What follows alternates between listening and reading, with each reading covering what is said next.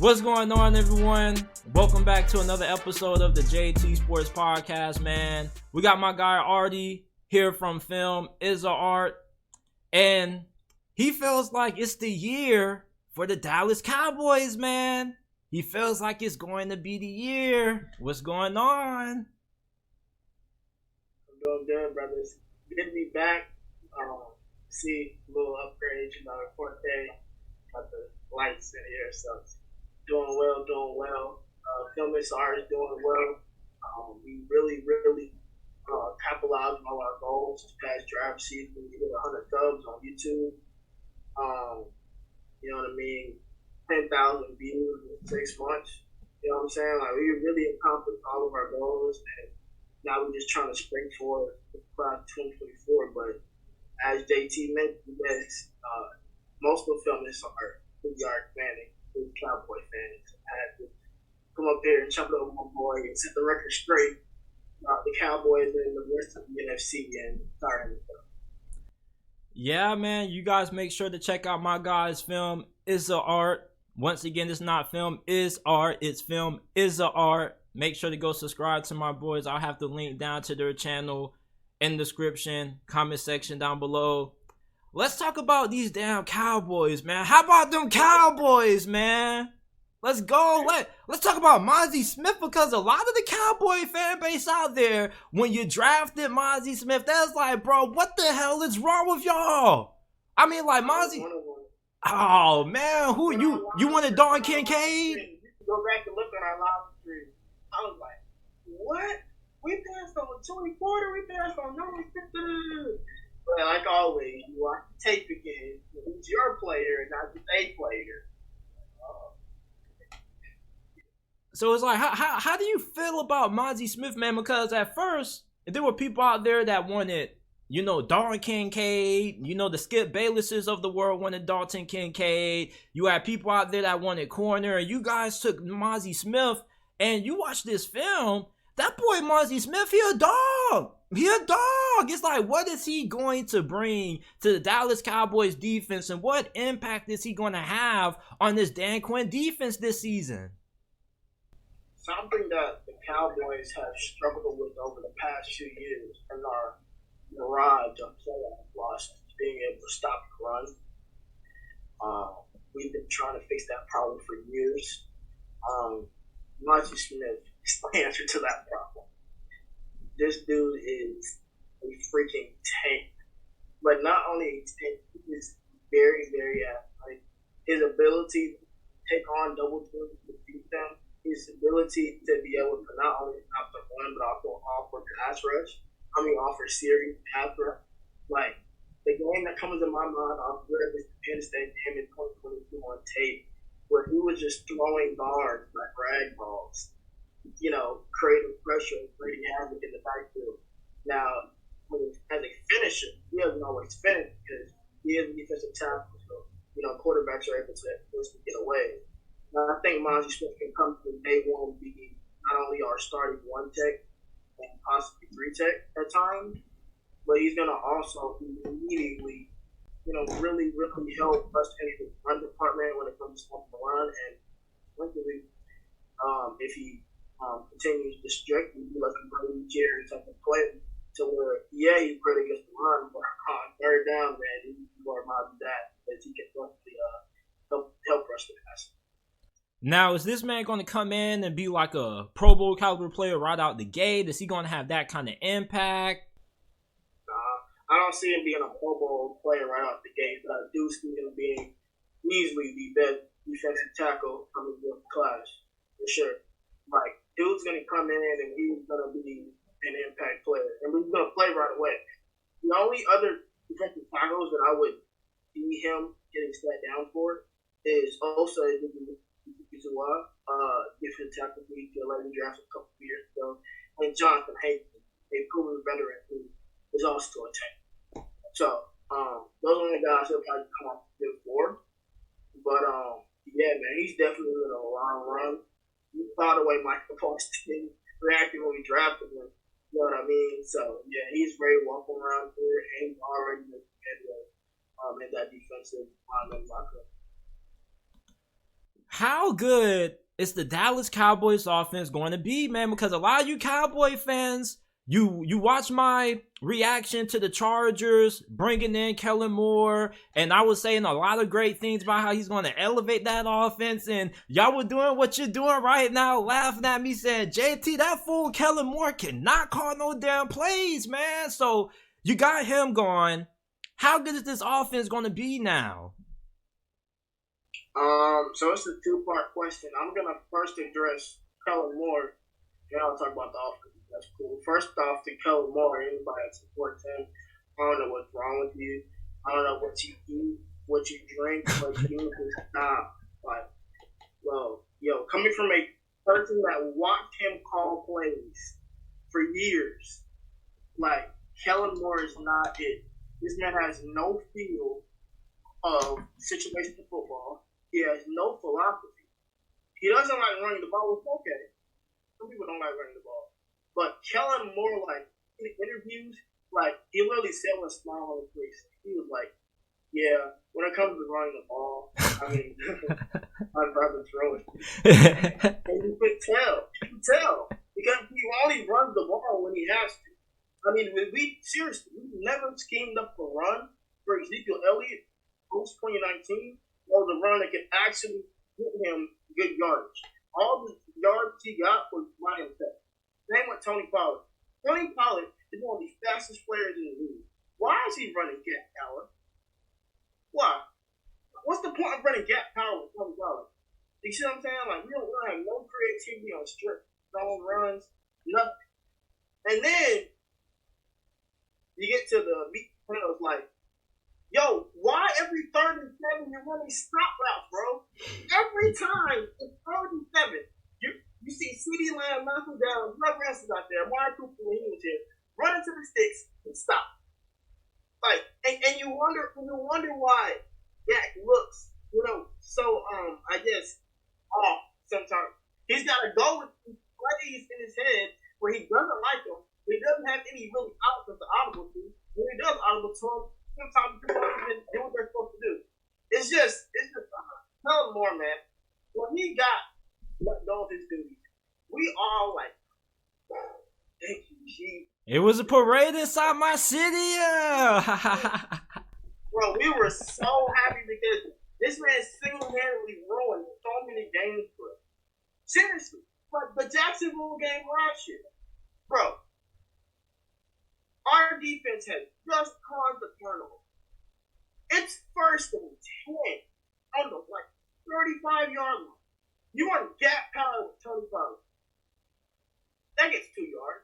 You want gap power again with Zeke. That gets 2 yards. And then what do you do? What do you do? You let Dak on 3rd and 8 or 3rd and 6, whatever it was, for a freaking 40-yard pass Noah Brown to stop the clock to get a ball back to Jackson. Now, granted, Dak couldn't do that.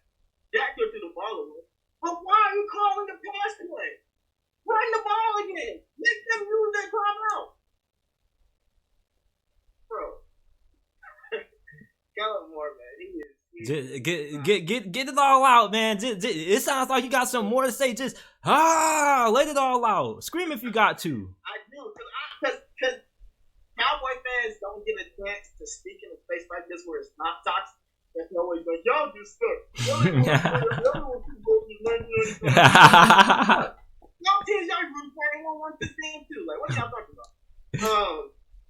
But for the offense, seriously, I think this is going to be the best version of offense that we've seen past years, simply because Brandin Cooks, man. When I tell you, when we got Brandin Cooks, first off, I had a feeling it was going to happen. But when we got Brandin Cooks, man, I was so excited simply because I know Dak Prescott has never had a wide receiver to run that fast. But beyond that, to have a receiver to run that fast and separate the way Brandin Cooks can, and then the thing about Brandin Cooks, people always talk about, he gets traded every 2 years. Well, he gets traded every 2 years, 1,000 yards with 2 So, I don't think it's Brandin Cooks gets traded because he's bad. I think Brandin Cooks gets traded because people don't appreciate it. And everywhere he goes, He gets 1,000 yards and a couple tutties. So I mean, I don't see why he wouldn't get it here. I mean, to have Cook in the locker room with Lamb and especially Gallup, who we God, please have a good year this year. Because he didn't look good last year, man. His route running was bad. Like, it just wasn't good. Route running has always been bad. That's the problem. Michael Gallup, listen. Michael Gallup, the only reason we kept him over Coop was because we didn't want to deal with the whole non-vaccine bullshit. It was never Gallup was better than Cooper. It was Gallup was more of a team player than Cooper. Like, I'm telling you, bro, Gallup, he's not overrated, but he's not a wide receiver too. He's at best when he's right now a third option. He can be that guy to catch those 50-50 balls, the deep passes downfield. You see what I'm saying?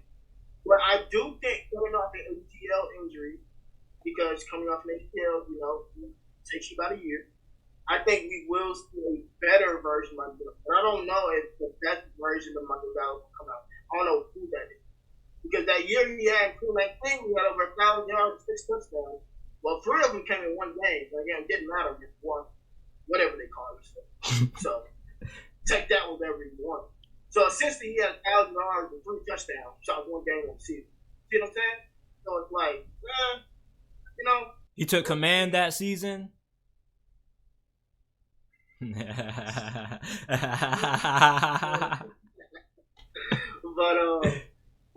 I think Cooks really helped out the whole offense, man. It allowed for you. There was so much attention around CD Lamb last year, to the point where this Bryceville game, the dude got triple teamed. Like, that should never happen. You should never be in a situation where your superstar budding receiver is getting triple teamed. You should have options. You know what I mean? But I think with Cooks on the field, it definitely allows for more space to operate. Those wide runs are probably moving to the Tony Pollard. I mean, now you have more space to operate because the defense has to always respect that at any moment Brandin Cooks is the right value for six. So I think Brandin Cooks definitely helps the offense. Also, move to the offensive line. I think the offensive line will be a little bit better than it was last year. Nobody talks about this, but Alex Smith was the best tackle performance-wise in class 2022 over guys like Icky Kwanu, guys like Trevor Penning. You know who I'm talking to. You see this? You know who I'm talking to. What were you thinking, my boy? Trevor Penning, okay? You know what I mean? Like, the dude simply worked his butt off and said, you know what? I have Tyler Smith around me. I have Zach Martin around me. There is no excuse why I can't be an elite type of player one day. He put the work in on his body and on his technique, and he had an outstanding season. You know what I mean? Yeah, we're knock on wood and hope that Tyrus can stay healthy. But I think the offensive line should be very, very good, especially with Terrence Steele getting hurt last year is very underrated for not just the Cowboys, for the whole NFC. If Terrence still doesn't get hurt, it's funny because when we talk about the players the Cowboys love, talking about Dalton Schultz. If Dalton Schultz catches the touchdown against the Texans, Terrence Steele never carries the ACL. When he dropped the touchdown, the next play, Terrence Steele gets put back and be able to lead back to the ACL. So it was very unfortunate, but if Terrence Steele, can come back healthy, I expect it for there to be 5 quality offensive linemen at all times. So, and then, I guess we can talk about the quarterback now, I guess. I find it really funny how everybody, all our teams, has been sitting here saying, like, Dak Prescott, I just can't figure that guy out, man. He throws 15 interceptions, he got hurt, he's really good.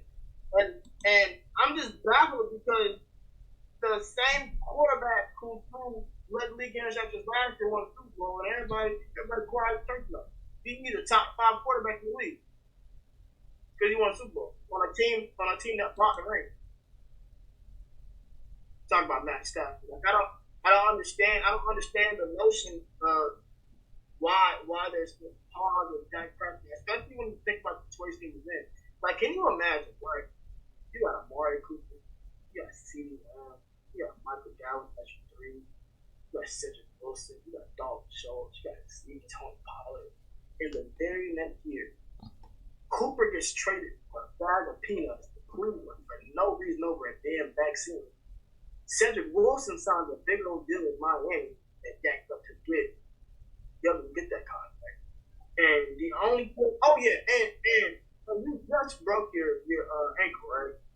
Now you break your thumb. Now you're out for like 5 to 6 weeks. You're rehabbing again during the season, trying to make sure you can play football. And you go out, and you see how many interceptions you throw. On top of that, Noah Brown is running route for you. Noah Brown, listen. For people that don't understand, Noah Brown was one of the worst receivers in football last year when it came to separation. Michael Gallup was too. So you mean to tell me you expect a quarterback of the caliber of Dak Prescott to be able to successfully throw the football when he's got receivers that not only don't separate, but are literally negative in EPA. Negative. That means when you throw the ball to them, it's a higher chance something good does not happen. Like, what? Like, what? I don't understand this notion that Dak Prescott is trash because he threw 15 interceptions. Like, and then when you look at the interceptions, how many were dropped passes? How many were wrong routes? I mean, when you get down to it on the film, like, 7 of them weren't even his fault. So, okay, he threw 15 interceptions. 7 of them weren't his fault.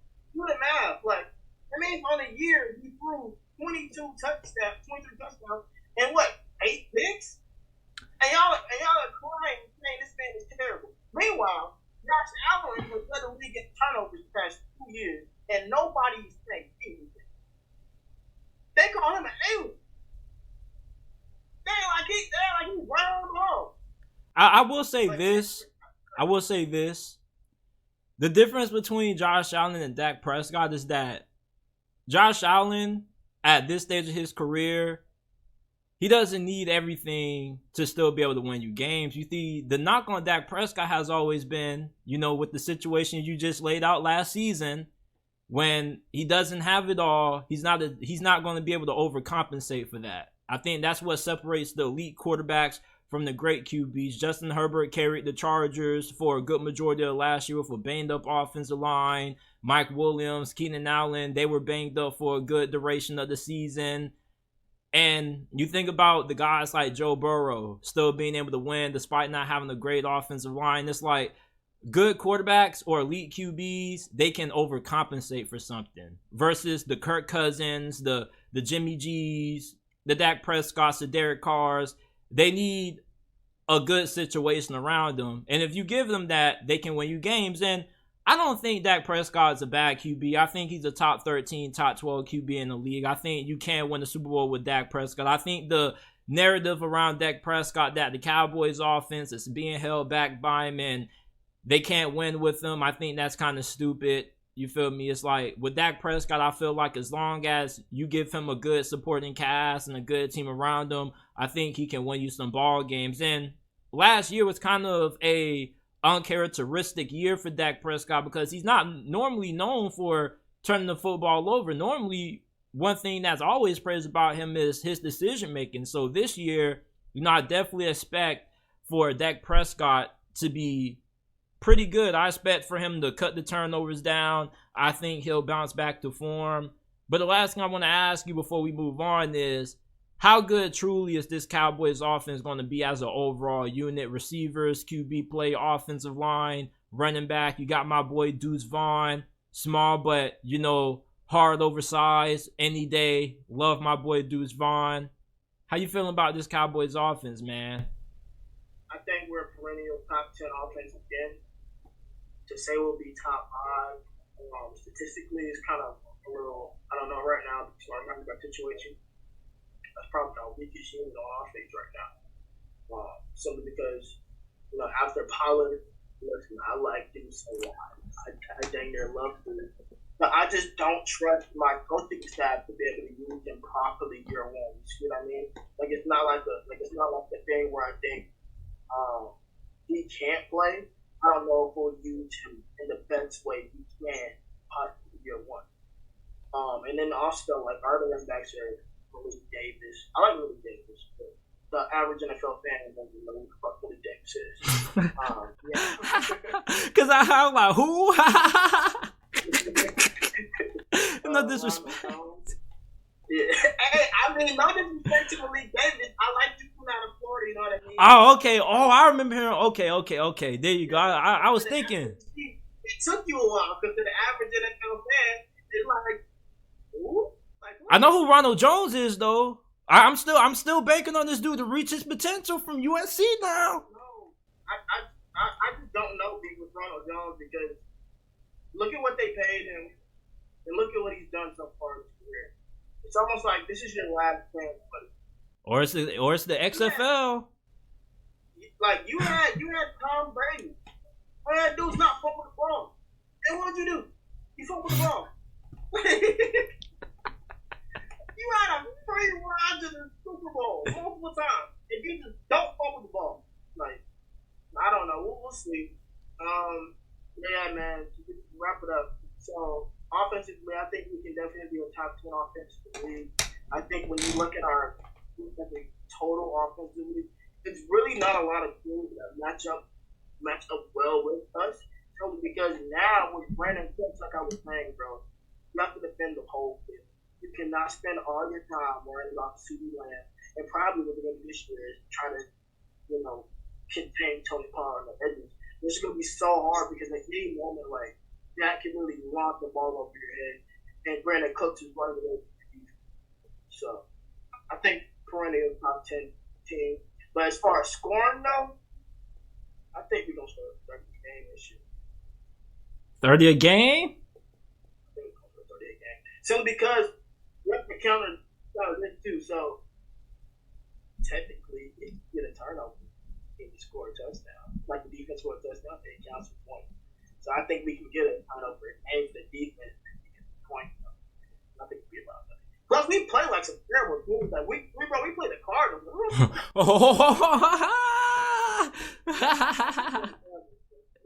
And that leads me to my next point, man. What about these damn Super Bowl chances, man? Like, is this the year that Dallas finally gets it done? Because the last time you boys won the Super Bowl, they still watching movies on VHS tapes. For real, man. Like, you told me last week before I got you on here that I was sleeping on y'all. You feel like this is the year y'all boys might get it done. So, what are the Cowboys' chances at winning the ship in 2023, man? And you saying you're not saying this to be, a delusional Cowboy fan like how y'all normally are every offseason, man. This the year. You feel like strongly in your heart, in your soul, you feel it in your soul, man, that this is the year. Why? Why are you setting yourself up for, the disappointment? Why do you feel like this year's different? You know how it is with the Cowboys. You know how it is with y'all boys, man. But why is this different, man? Why do you just got a different feeling in your soul this year, man? Preach to us. For the same reason for the offense with Brandin Cooks, I'm about to talk about the defense with Stephon Gilmore. Last year, people do not understand, bro. We had Kelvin Joseph. Don't do my boy like that, man. Don't do my boy Boss Man Fat like that, man. I love me some Boss Man Fat coming out of Kentucky, man. Don't call him Boss Man. Call him Kelvin. All right, he got an arm box, man.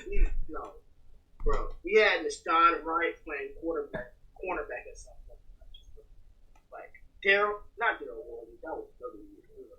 We had Xavier Rhodes. Like, what's the dude from Trayvon Mullen? Like, quarterback 2 was terrible last year. Like, when Anthony Brown got hurt, it's all, there's always the names with Brown, but I always play with Cowboys. Old Brown, Anthony Brown. Just a bit shit. But with getting Stephon Stephon Gilmore, man, you really have a chance to have one of the better cornerback tandems in the league. Really trios because nobody talks about him, but quietly, DeRon Bland was one of the better rookie quarterbacks last year. To be able to play the slot most of the year, get 5 picks, multiple game picks. Like, DeRon Bland was very, very solid at the spot. But man, bro, you cannot talk about our defense without talking about Micah Parsons. I think Micah Parsons, first off, as a scout, I always say this. I was glad I was on Micah Parsons. I evaluated him as a off-ball linebacker, and the way Dan Quinn has him roughing off the edge has me looking stupid right now. Like, this is the guy who literally can bench press tackles and then run around them and then get to the quarterback, but can also fill gaps in the run game. Like, this dude is a very, very special player.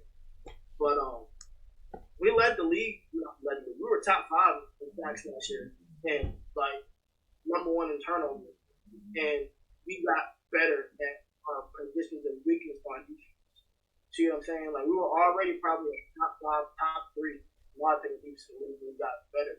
So for those reasons, what I said about the offense, and I know I guess it's the perfect times I want to give you a little rebuttal on the whole quarterbacks that need weapons and stuff. I feel like all quarterbacks need weapons. It's not just applied to guys like Kirk Cousins or Jimmy G.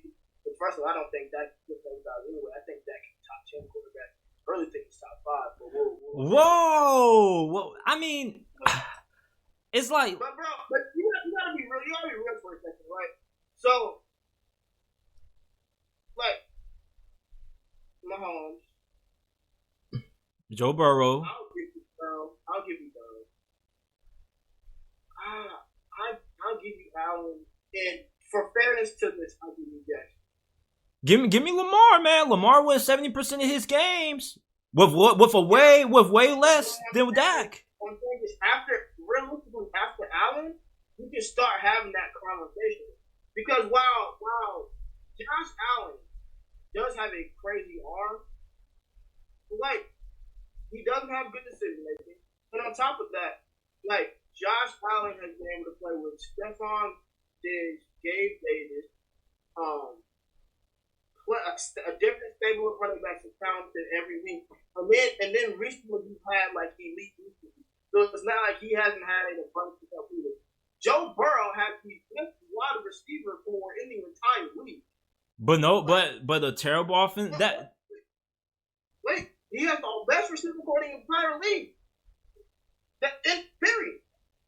But he still is able to overcome some limitations, though. For Dak Prescott, you need elite offensive line and good receivers with elite QBs. Though you don't need all that though. They can overcome something. Offensive line since 2016. Our offensive lines have been good. Some years, I think I say 2021 it was borderline great. But all the other offensive line have been good. To 2018, it was average, and he's still performing. So for me, I just look at it and I say, after those 4, after Mahomes, obviously, Burrow, for this exercise, Jackson, Allen, Dak, and Herbert, you can have that conversation. It might not go a certain way, depending on certain people, but you can have that conversation. With Dak and Hurt, you can definitely have that conversation, in my opinion, because everybody talks about Jalen Hurts. Last year, Jalen Hurts had 3,500 yards, 23 touchdowns. I forgot the number of picks. Dak Prescott in 2019 had a better season. And it's strictly passing because when you think about the run game and everything, obviously, Jalen Hurts is a very good athlete. And almost rushing touchdowns, even though most of them came from 2 yards out. We ain't talking about that. But as far as passing and his ability too, people give Jalen Hurts all the credit when you only have the 1 year success. In the 1 year success, you only had to make 1 read sometimes. See what I'm saying? This man Dak Prescott was going through 3 reads where he's got 2 people that are nowhere near open. He's got to make a decision in a split second.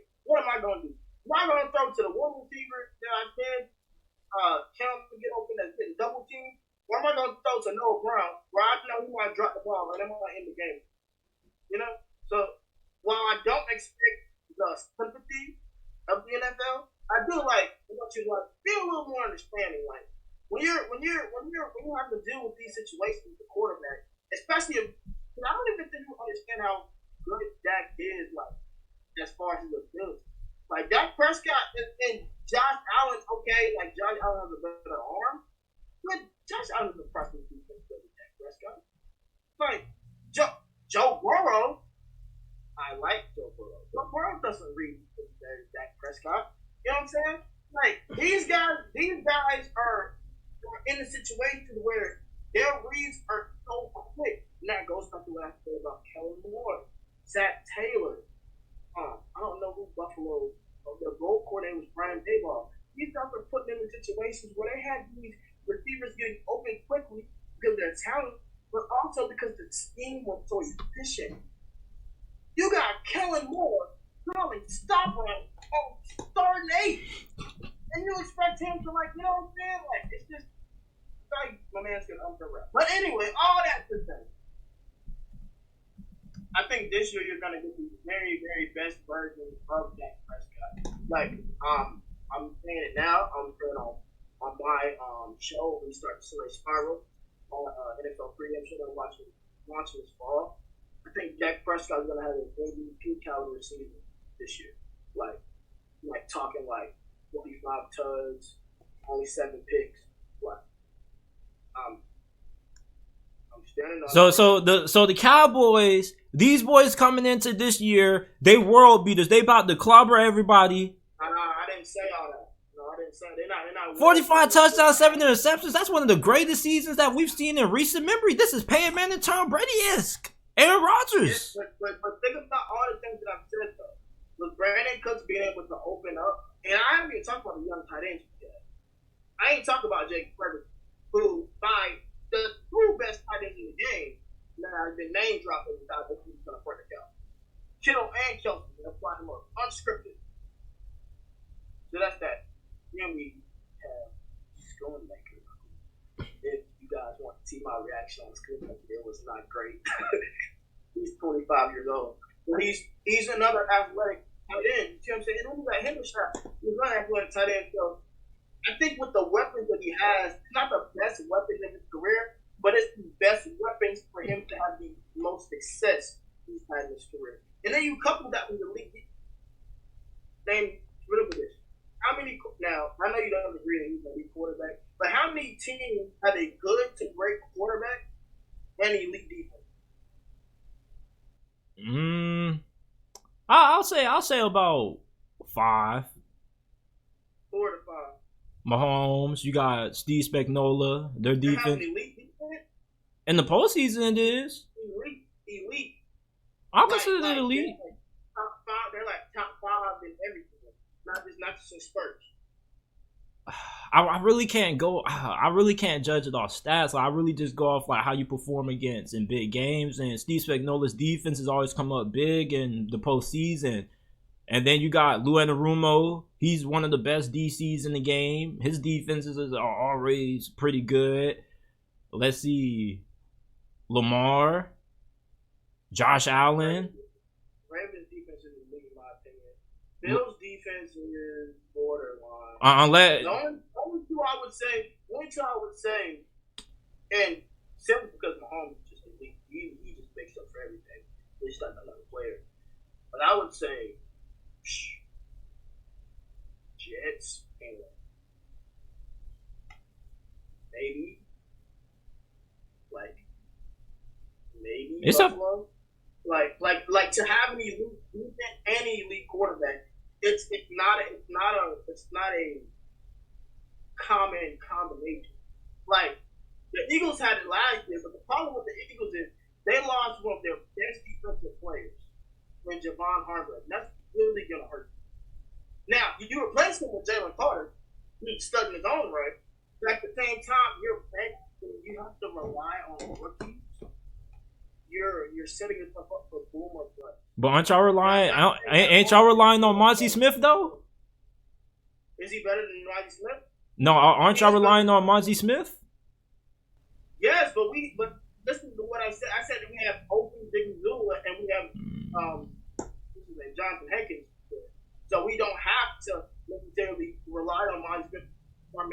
Get your point. Day one. They have Fletcher Cox, but outside of him, all they have is Jordan Davis and Carter. So Carter's going to come in and have to play majority of the snap. So it's a different type of pressure. But all in all, bro, I think with Dak Prescott, like I predicted already, has the MVP caliber season, and with the defense playing the way, I mean, they played well last year without a number 2 point. But there were games where after Cooper Rush was playing, bro, we had winning games 20-10. So let me ask you this: on a scale of 1 through 10, how confident are you that the Dallas Cowboys make it out of the NFC this year? 6. But I didn't get to that. I didn't get to that. Who else is winning in the NFC? Who else? Who's threats? So who's the threats to Dallas? We have San Francisco. We have the Eagles. But who else do we have to compete with? Detroit.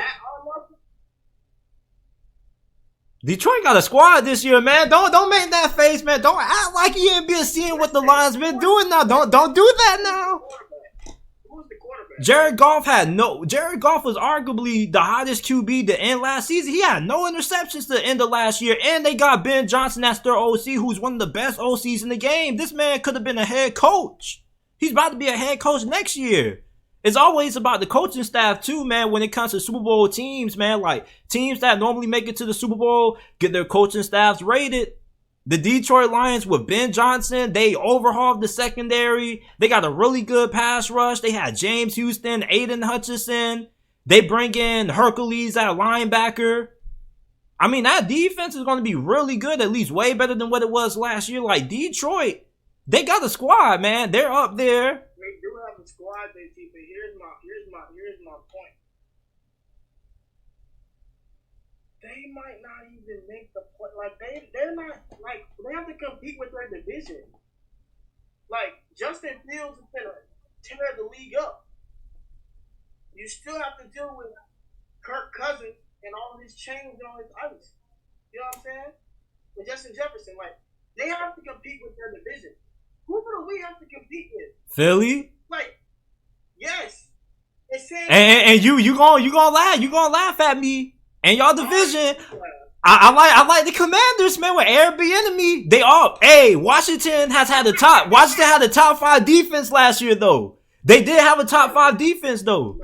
You got to think, their offense is what kept their defense back, because their defense was on the field for way more plays than what they had to be. But every year under Ron Rivera, Washington has at least had a top 10 defense or better. All they need is for that offense to be better. When you say top 5, that's a defense that can match up with anyone. Okay, but they do have one of the best D lines in the NFL, though. We can't take that away from them. Absolutely. Their defense should be really good, and their offense got weapons. All they need is a OC. They got Airbnb. You believe in Airbnb? Right, but that's the same thing with the Lions. A lot of things have to happen. Like, you need Sam Howell, who I really like, by the way. Quarterback for the Lions. I scouted him. I really like Sam Howell. You need Sam Howell to be really, really good. You also need to figure out what the hell you got at running back, because Brian Robinson was terrible last year. Averaged 3.9 yards a carry. And Antonio Gibson can't stop fumbling.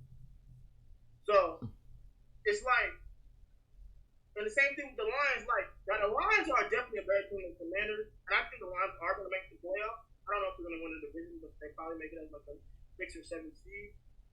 But with that, right, with the internal struggle they have to have in their own division, you have to count that, like, it's like, are they playoff contenders or Super Bowl contenders? I feel like Super Bowl contenders are teams that from the moment the season starts, not only are they going to make the playoffs, but they're going to be at least in the division round. I feel like we had earned that with expectation. Because of what we did in the offseason, we already had a 12-point win last year, and we got better at predictions of need all across both sides of the ball. But back to your point about Philly, right? I'll give you another team that I like. And you know which team I forgot the list. You know what team I forgot the list, man. I like them Seahawks. They young, but I like them Seahawks, man. The Seahawks are so stat, man. They're stat. You can't lie. They JSN. I like them too. But here's the problem again. When you have these quarterbacks who aren't, I'm not going to disrespect them by saying they aren't good, because they are good quarterbacks. We have these quarterbacks that aren't like top tier. You're just really, really hoping and praying on a star they can replicate, the play that they had. And for Geno Smith, it's like, bro, you had a great year last year, a great year. But bro, it's like you with the girl, and you keep picking on her, and for 1 year you finally stop. Like, do you really think your girl's gonna crush you just because you did trick for a year? Like, Geno Smith was ass since he was drafted. So for 1 year, he stopped being ass, and now he's like, oh man, the Seahawks are contenders. Geno is him. Because look what they got. Because look at the coaching staff. Coaching staff matters. You're not going to go far in the postseason if you don't have a great head coach. And regardless how good Dallas team is, a large reason why a lot of people, non-Cowboy fans, have faith in y'all is because of Dan Quinn on your coaching staff. A lot of people do not trust Mike McCarthy in playoff games. And I think that is a fair criticism. I think that is fair. You look at Pete Carroll, what he did with Geno Smith, you just do nothing but add more talent around them. They got the two of the best rookie tackles in the league. I won't say the best, but two of the best. Okay.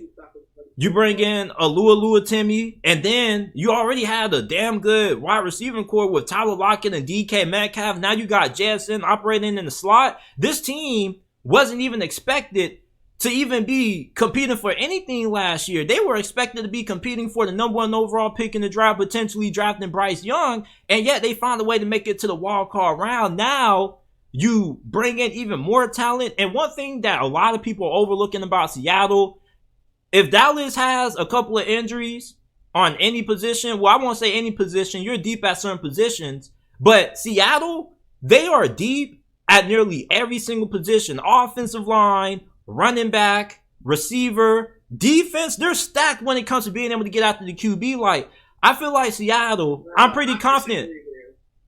I disagree there. I think their pass rush is still something they can work on. I do like Darrell Taylor a lot. I like that number 10.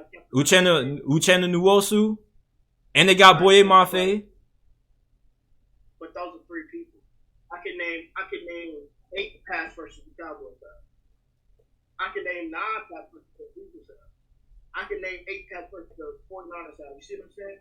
When it comes to rushing the pass, you can't just have effective people to get off the passer, effectively successful. You have ladies, the people that can come in for depth off the bench, and they don't have that.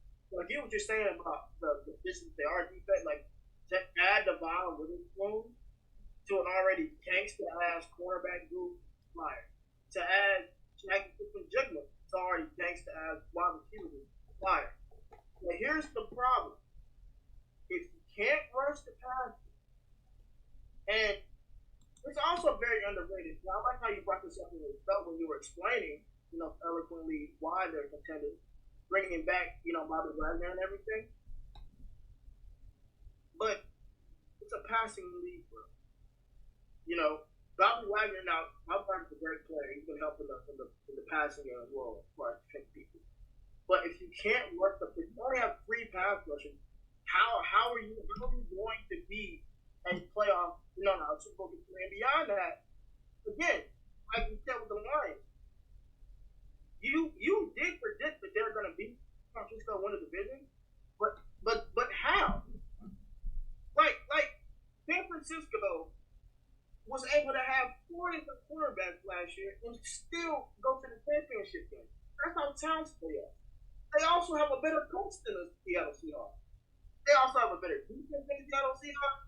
You know what I'm saying? But you got to look at what the 49ers lost on defense, though. You lost Jimmy Ward in that secondary. You lost Emmanuel Mosley, who was really productive, who got a big payday. It's like, I think Kyle Shanahan's a great coach, but let's not act like Pete Carroll is he's up there too. But I think Pete Carroll's up there though. It's like Seattle.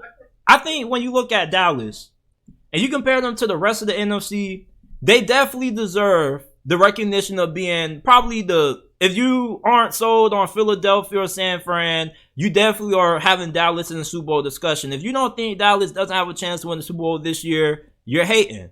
But there's always new teams that come into the fold every single year.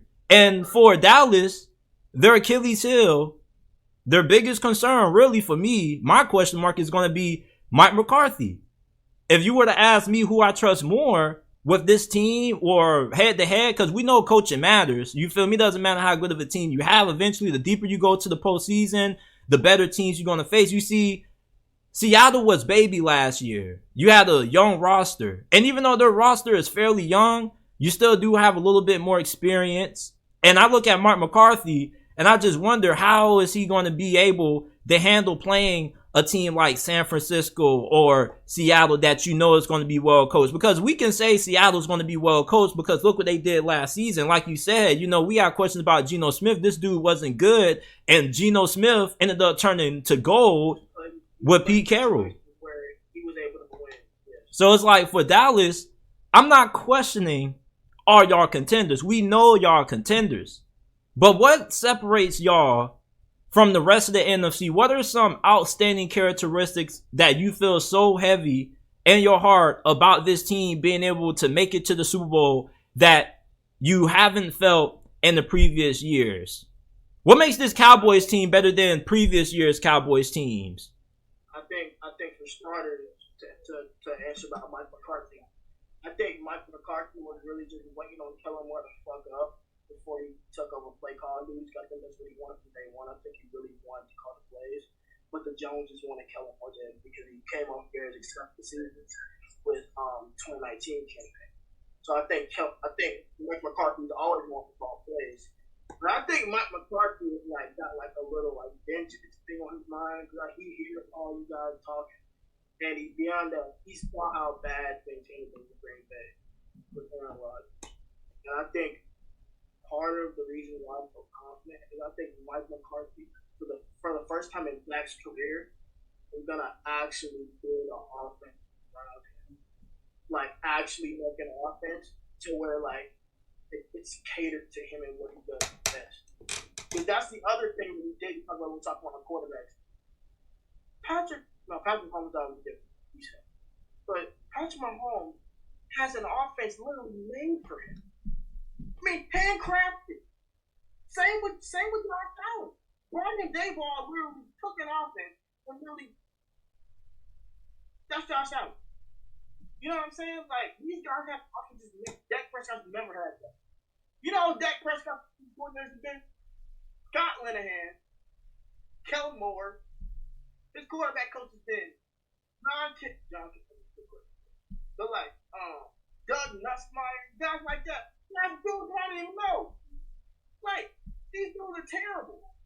And now he finally has a quality play caller. Now, does Mike McCarthy have to prove that he's a quality play caller again? Absolutely. That's the reason why he got fired. The reason why he got fired from the league is because he called terrible play. That's the only question you're judging now. You gotta earn it. But I'm confident because and the things that we're hearing, rumors-wise and everything, but also the things that we're hearing from the community, they're talking about this is Dak's off Texas coach. You know what I'm saying? There's all the right things that you may hear for a quarterback who want to have a successful season. But beyond that, moving off, like I said, bro, I'm telling you, our defense, there's a reason why we have led the league for 2 years in a row. That does not happen. Teams do not repeat that success with taking the ball away like that. That is not normal. I don't know what Dan Quinn does, but thank God for Dan Quinn. He changed through the identity of the football team. Pump the defense changed the football team. When you play Dallas, you cannot turn the ball over. Because guess what? If you turn the ball over, we're dropping 41. And teams know that. Teams have to game plan around that. So that's what separates us. our consistency over the past few years defensively, and finally having Dak Prescott in an offense where he can have it catered for him and his strengths. That's why I think they're legit football contenders. Now, like I said, when you asked me a question, I said, am I confident at winning the NFC North football? I said a 6. So I'm confident that I'm not out here picking my best. But I am saying, yo, look at what we've done over the offseason, bro. We have to take us seriously this year. You hear that, Stephen A. Smith? You better stop laughing at Dallas, man. You better start trolling these boys. These boys gonna end up making you go on ESPN looking dumb one day. And it might just be this season, man. Make sure you guys check out my guy, FilmIssaArt. There's a lot of great content over there when it comes to the draft. He has so much other good content planned over the next couple of months. Let's segue to this, man. Which rookie QB will have the most success this season, man? First week football, I don't gotta sit here and pull my heart about the Cowboys anymore. Yes. Which rookie quarterback can have the most success? You might be surprised because of all that conversation, but I actually think it's going to be CJ Stroud. And here's why. Bryce Young, they're going to put a lot on that kid's plate. Like, they're going to put a lot on his plate. Like, think about it. This is the dude from Alabama. Like, would get the game plan for the next team on Sunday. And by Monday, this man is already going to the team saying what audibles he wants for each game. And this dude is a freaking beast as far as process information and understanding how football works that he wants. But I think she just Stroud, man, with the weapons they have down there. Tank Dell, I had to say him first, I know how much you love Tank Dell. Adding Dalton Schultz, already with Nico Collins and guys like that. I think he's in a really good situation. And I also think that this minded coach needs a lot. When you pair these young, elite quarterbacks, defensive-minded coaches, it normally goes well because the defense is something you never have to worry about. The defense is always going to be in a situation where you're always focused. You get to draft Will Anderson. You gave up a lot. You draft Will Anderson, but you pair him with Derek Stingley, with Jalen Pitre, one of the most underrated rookies last year. Jalen Pitre was nasty. He was nasty last year. I love Jalen Pitre. So, I think CJ Stroud is definitely putting up for success down there in Houston and should have the rookie season of the rookie quarterbacks. I'm going to go with Bryce Young. What? We flipped off, bro. This is why I'm going with Bryce Young.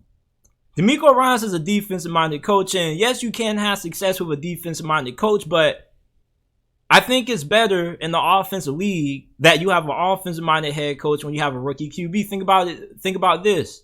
Joe Burrow, Zach Taylor, Jared Goff. Who was his first head coach? Jeff Fisher. What was he, a defensive-minded head coach? No, he was offensive. Jeff Fisher was terrible. And then who did they bring in to fix it? They brought in Sean McVay. And it's like, when you look at these rookie QBs coming into the game, like Mahomes, who did he have? Andy Reid, Deshaun Watson, Bill O'Brien. With the defensive-minded coaches, it's more important that you nail your offensive coordinator hiring. Now, I'm not saying that I don't believe in their OC, but, I believe in Frank Wright more than I believe in whoever is the OC for Houston because Frank Wright is proven. Now, Frank Wright has a good record as a head coach. Like, this dude isn't a bad head coach. Like, I feel like Indianapolis never should have got rid of him. I feel like you could have just drafted the QB like what you did for new head coach. You feel me? Like, you was playing musical chairs at that position for a very long time. Bryce Young has Frank Wright. This dude is really good at getting efficient quarterback play. This dude had Carson Wentz playing the most efficient football of his whole entire career, 27-7. And although he costed them in the end with his boneheaded decision making, Carson Wentz was way better under Frank Wright with being efficient than he was anywhere else. We saw what happened this past season. He fell apart. You give that to Bryce Young. Plus, you think about the coaching staff that Carolina has. I mean, you got Jim Caldwell. You have I think they have Josh McCown as their quarterbacks coach. Don't quote me on that, but I do believe that he's on their staff. Yeah, so it's like you have a really good staff around Tim. And CJ Stroud, I don't think his supporting cast is bad. I just think it's young and unproven. Bryce Young, you got... Same thing for Bryce's staff, though? Well, you got Adam Thielen. That's not a Thielen and DJ Chark.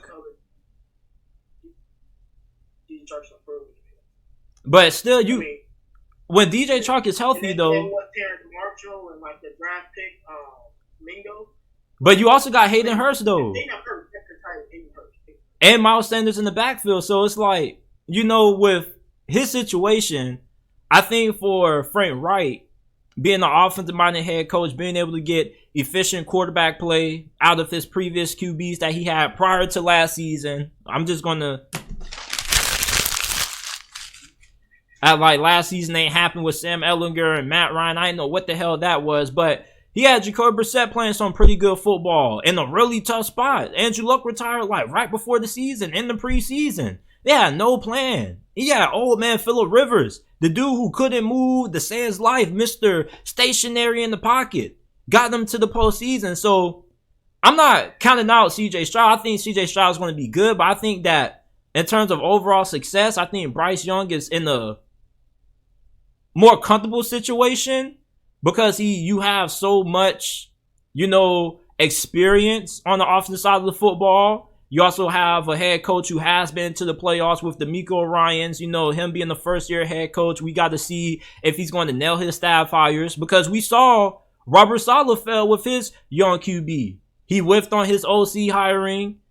Zach Wilson looks like a bust up to this point.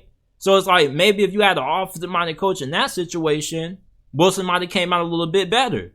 So when I look at Bryce Young in the situation that he has with the Carolina Panthers, plus you're playing in a division that has like 3 coaches that aren't really good. Arthur Smith, the jury stood out on him. Dennis Allen sucks. Todd Bowles sucks. It's like even though you know that Dennis Allen and Todd Bowles is going to have really good defense, it's like I trust Frank Wright to have Bryce Young up to snuff. I think that Bryce Young is going to have the most success as a rookie. And plus, when you also look at success, you got to look at who's going to be able to get to the postseason. Houston, I think I think they're going to be a lot better than what people are thinking. I do think they can have a small chance to win the AFC South because I don't know how good Jacksonville's defense is going to be compared to last year. Their defense was inconsistent at times. You're banking on Trayvon Walker being that superstar pass rush on the opposite side of Josh Allen. So I think Houston has a small chance, but I think for Bryce Young, I think he's not only going to have a really productive rookie season from a statistical standpoint. When you look at the overall team success, if Carolina wins the division, it's going to be because of Bryce Young. I agree. I normally don't like to do individual success with team success, specific quarterbacks because I hate that. We talked about that before. I hate that quarterback. Let me rephrase that. I don't mean like Bryce Young's going to carry them, but I do feel like, like they make it to the playoffs, it's going to be because, he had a really good season. And I can agree with you on that. I think the NFC South is wide open. You know what I mean? No, where I disagree simply is, like I said, they're gonna put a lot on this kid. And when you put a lot on a kid's plate, especially a kid of his caliber and his ability, mistakes are gonna come. Now I feel like both of them are gonna make mistakes. But I feel like Stroud's in a position where he's not gonna have to do as much to be more successful. So he'll continue to be more successful. But it can go either way, bro. Because both of these quarterbacks are extremely talented, and both of them really look to good situations. But I definitely understand the viewpoint on Bryce, though, because Frank Wright, man. Everybody before the draft was like, "Oh man, Frank Wright, quarterback that's 6'3". This thing." Y'all saying now?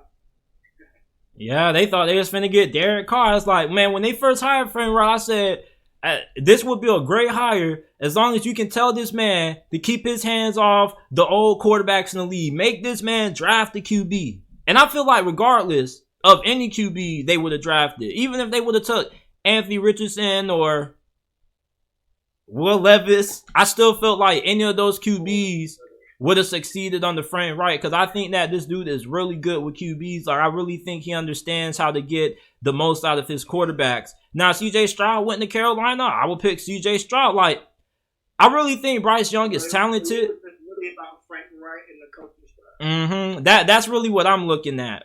So that's why I think that Bryce Young is going to be set up to have the most successful season. But I think CJ Stroud is going to be up there as well. I think either one is a good choice. Caleb Williams is getting a lot of comparisons to Patrick Mahomes, and I've had a lot of people in my comment section. You know how it is around this time before the college football season begins. Man, y'all giving this man too much praise, too much hype. How dare you? How dare you compare this young quarterback to Patrick Mahomes, the best QB in the game, one of the greatest QBs of all time? Like, as an NFL scout, a true NFL scout, and not the NFL scouts that you see on Twitter, i.e. the former Jet scout. Don't know if you've seen him floating around. Caleb Williams, man, please tell these people that this man is the truth. Listen, all you gotta do is type in FilmIssaArt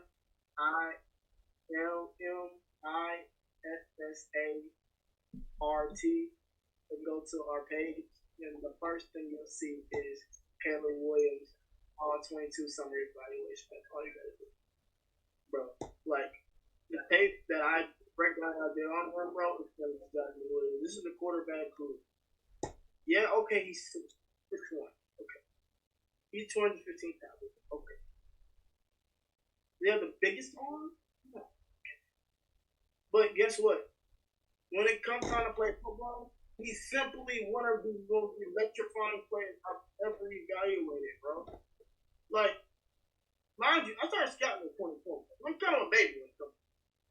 But, like, it's clear to see this dude can make any throw whenever he wants, however he wants. This is the guy who we were talking about before we got on. When he's pressured, he is just as accurate, just as potent, just as deadly. It's when he's got clean pocket. He is unflappable. Nothing phases him. He needs to get to the right. You can do it on the way there. Throw a ball across his body, and damn it, no problem. He got good ass that come up the side on an over route between three defenders. No problem. I'm not lying. The film tests it out. You can go watch it yourself. Like, he's done all of these things, and he does it at such a very, very, like, relaxed way. Like, he seems like it's effort. And plus, and we forget he's only a sophomore. Well, junior now. Yeah, like, he did all this when he was a sophomore. Like, 45 tutties, like, he's ridiculous. Like, that's not normal. And think about this. I think what's underrated about Caleb Williamson, the reason why he gets compared to Patrick Mahomes, is because Patrick Mahomes, when he was coming out of Texas Tech, he was unrefined. They saw a lot of Brett Favre. They just need to put some refinement in it. I was listening to Joel Klatt, right? And on a recent episode of his podcast, he was talking to John Gruden. And John Gruden, right before the draft, was talking to Joel Klatt. And he was like, how you feel about Patrick Mahomes? And Joel Klatt was like, I don't think he's going to work. That air raid offense doesn't translate well to the NFL. You know what John Gruden told him? He said, Andy Reid's going to get him. And Joel Klatt was shocked. And Andy Reid and them boys, they got him, and guess who wanted them? New Orleans. And where was New Orleans picking that in that draft? What, 12th? Sean Payton was going to draft Patrick Mahomes. And then Kansas City traded up a spot. And he said, they're getting Mahomes. And Mahomes was like when you play backyard football, you just rolling around, you just doing whatever, you just trying to make a play. And he got with Andy Reid, and Andy Reid put that all together. And when you look at Caleb Williams, though, it's more refined. It's not all willy-nilly. This dude is mechanically and fundamentally sound, from his footwork to his throwing motion. It all is in perfect sync. And what's really underrated about him is his running ability. This dude he may be 6'1", 215, but he's thickly built. Like, this dude, like, This dude was running through people for first downs on third down conversions, man. This dude has really good vision. Incredible vision for a QB. You gotta remember, he was a running back. He was a running back first? When was this? This was in high school. In middle school. And they were like, bro, your arm is too good. Like, what are you doing? And they made him go quarterback. And that was a very good decision. Because at running back, you can run and catch. Quarterback, you can run and throw. So, and even then, like, I know a lot of people, like, the maturity thing is going to be a question. But honestly, bro, like, I like the cockiness. You feel me? Like, I want my quarterback to be cocky. I want my quarterback to dominate you and talk about it and just physically just irritate you, man. I think that's so mentally, and I think that's, like, really embarrassing. And I think it kind of demoralizes the defense when you know you're getting dominated and there's just nothing you can do about it. The only time I saw Caleb Williams struggle was against Oregon State and in the Pac-12 championship game once he got injured. And even then, this dude was playing on the injured ankle and he was still making plays. This dude should have left the game. Yeah, like, yeah. Oh, I know where you're going. I know where you're going. I know where you're going. I know what game you're talking about. That Jazz game. That boy was supposed to not come back. He was like, hell no, I'm not finna let our faith of going to the Super Bowl be decided by Chad Henne. Like, Caleb Williams, like, the Super Bowl, he re-injured his ankle again. You can see it on the, like, NFL film, sound effects, whatever they have. He was screaming in agony, bro.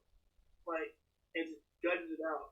So, say what you want to say about Caleb Williams, man. Like, say what you want to say, bro. Like, one thing about Caleb Williams, this man got heart. I love Caleb Williams, man. I think a lot of people have compared him to a mix of Andrew Luck and Patrick Mahomes. I think the Andrew Luck comparison comes from, like, how they're both, like, they're not, like, elusive runners like Lamar or Justin Fields, but they're power runners. You feel me? With deceptive speed. And then you got Mahomes with his ability to throw off platform. Like, when I was watching your All-22, this man was throwing on the run and didn't even have to set his feet, man. Come on. Washington State, bro. Yes, bro. So let me break it down real quick. So, y'all can go watch it. I'm going to break it down real quick. So, they're in a 11 personnel set with them. They got 3 wide receivers and a tight end and a running back. Bro, snap the ball right. Instant pressure. Pressure off the gate, right? So he scrambles to his left. Like, most quarterbacks when they're running, they have to stop the throw down a little bit to put it through. This man was in full stride running. Yay! Touchdown! Mario Williams, I'm telling you, bro, it's one of the most impressive plays I've ever seen on tape I've scouted. And yeah, Caleb Williams is good, bro. He's definitely going to be the top pick next year, regardless of what in my opinion. Everybody, this is my guy Artie from FilmIssaArt. One last time, let the people know where they can find you at. Had a great time talking to you today, man. As always, bro, we went back and forth a little bit about the boys, but you know that's how it is. When you're a fan of a team, especially with the Cowboys, you know, a team that I love and I relate to because you know my personal life, you know, people either hate me or love me. You know, same with the Cowboys. You either hate them or love them. Oh man, I hate the fact they always be on so many damn primetime games. That's the only thing that blows me about Dallas. It's like, damn, bro, NBC 425, Fox primetime. Like, I'm tired of seeing these boys on my damn TV. Like, bro, why am I watching a terrible Bears team going against the damn Cowboys, fam? Put something better on. Put some better entertainment on, man. And I'm glad y'all finally got that boy Tom Brady out of there. Like, that's the only time I actually bet some money on y'all. Like, there were literally people picking against Dallas. And I was like, why you picking against Dallas? Man, I'll never bet against Brady. How much you trying to bet, bruh? Thank you, Dallas. Listen, here's the problem. I'm trying to plug myself. Here's the problem. Y'all have to understand, that Bucs team, like, they have to play not only the 5 seed, but the 3rd best team in the conference. Like, what did you expect? They shouldn't even been in the playoffs. It wasn't their division. They wouldn't have made the postseason. And guess what? They still barely made it. Carolina was in the to the end, and freaking Atlanta if they didn't fumble the bag.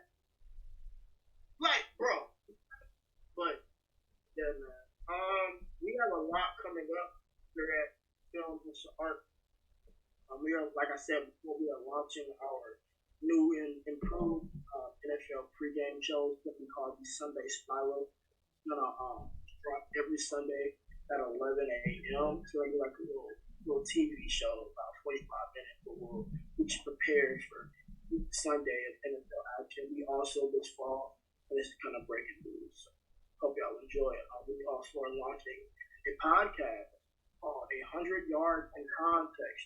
Well, each week on a certain day, we'll sit break down, what happened in the NFL draft space with our prospects weekly, and touch loose film NFL football as well, along with the film sections and all the normal things we do on the channel. So if you aren't subscribed, what the hell are you doing?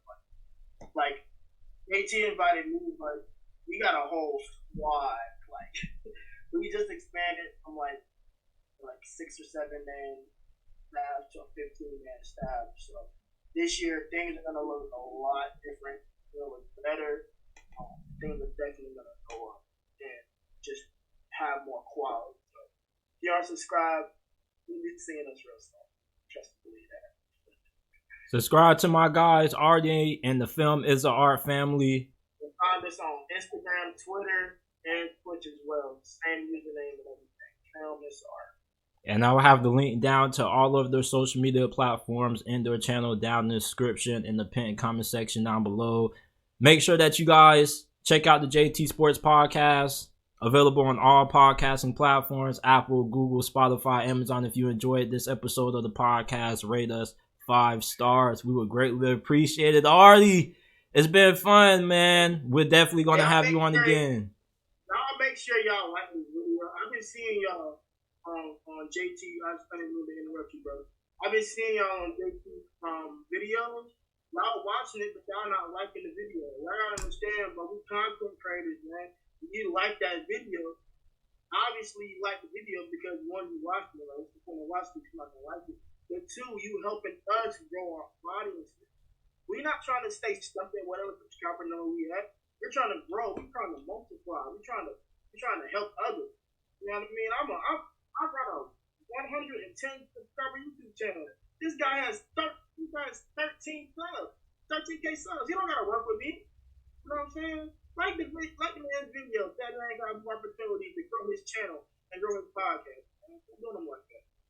I appreciate that, man. Listen to the man. He knows what he's talking about when it comes to the NFL.